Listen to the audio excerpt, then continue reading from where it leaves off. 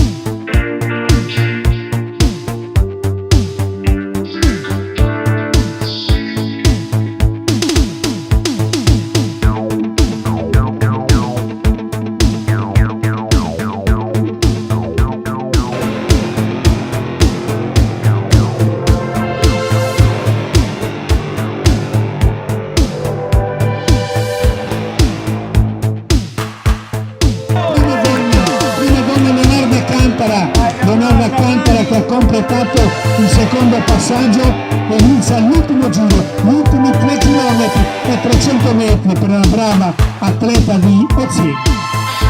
Poi la maglia verde di Massimo Porri di Elmar. Poi col 27 da atleta di Villacino Luciana Zeni e col 78 invece Vitto Dessario, con la 62 ed è Giuseppe Zedda della Cagliari Atletica Leggera, poi col pettorale 17 transita Sergio Anedda di Cortodiana e col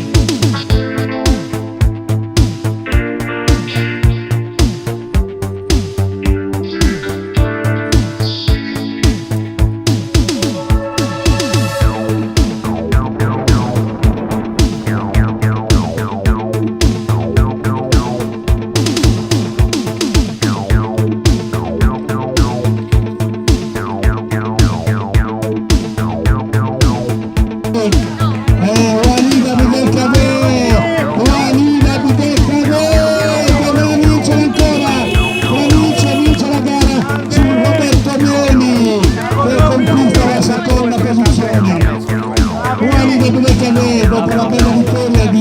partita scorsa Villanova Monteleone si ripete qui a Tarcaso e va a conquistare l'ennesimo titolo di campione regionale. Tu ce l'almeni 109 a meta, è arrivato Matteo Concu nella Cagliari Marathon, adesso sta arrivando Maurizio Cocco, anche il passaggio di Locche